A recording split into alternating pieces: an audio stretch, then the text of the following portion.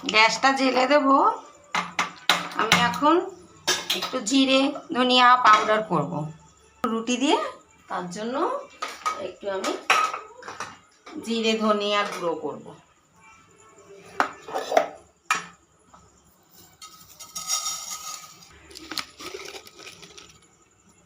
দু একটা তেজপাতা দেবো, দুটো শুকনো লঙ্কা দেবো। এখানে শুধু জিরে বাটা ভাজা করব।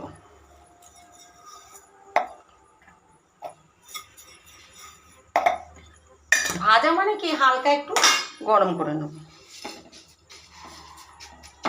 আচ্ছা, এবার যেটা ভাজা হয়ে গেছে একটু গরম করে নেব, মিক্সি জারে দিয়ে দেবো।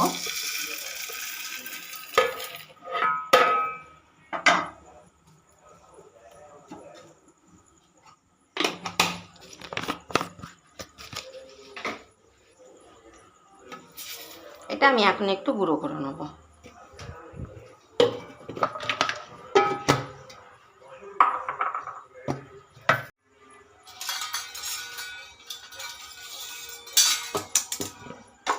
হয়ে গেছে গুঁড়ো,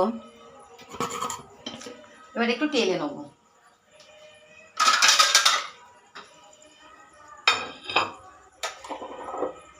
এটা তো বড় বড় বেরিয়ে যাবে সব মনে হচ্ছে।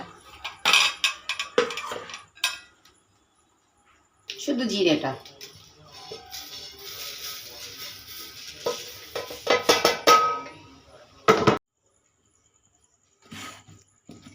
জিরেটাও গুঁড়ো হয়ে গেল। এবার আমি তরকারিটা বসাবো। তেল দিয়ে দেবো। ফার্স্টে পটলটা ভাজবো।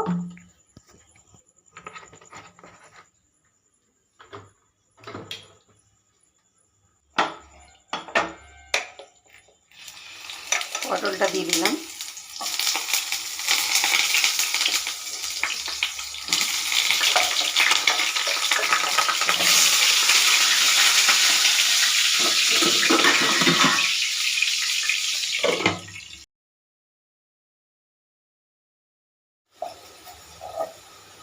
দিয়ে দেবো একটু 5 ফোড়ন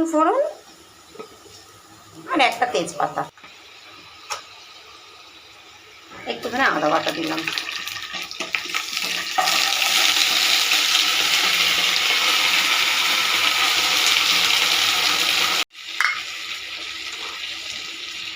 দিয়ে দেবো নুন,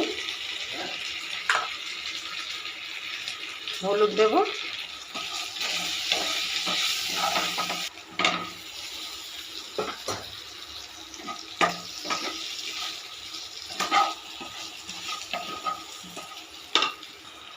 এবার দিয়ে দেবো যে পেস্টটা বানিয়েছিলাম জিরে ধনিয়া, ওটা দিয়ে দেবো।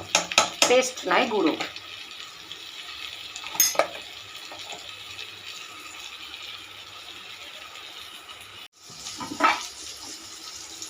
জল দিয়ে দেবো। মশলাটা একটু কষে নেব। এদিকে একটু জিরের গুঁড়োও দিয়ে দেবো।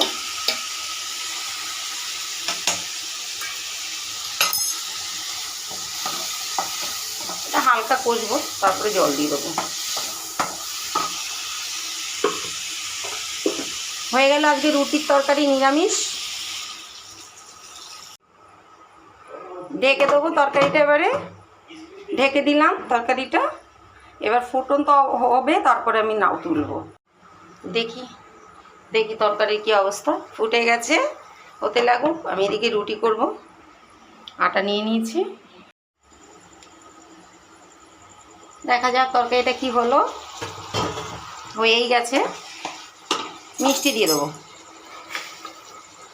একদম একটুখানি। গ্যাসটা কমিয়ে দেবো, একটু হোক, তারপরে নামিয়ে দেবো। একদম একটুখানি একটু ঢেলে দিলাম, কোনো মেপে টেপে না, একটু ঘিয়ের গন্ধের জন্য হালকা একটু ঘি দিলাম। নামিয়ে দেবো এক্ষুনি। হয়ে গেছে আমার পটল আলুর তরকারি কমপ্লিট। রুটির তরকারি আমার আজকে হয়ে গেল। এই যে রুটি বানাচ্ছি, এদিকে চাটুতে রুটি।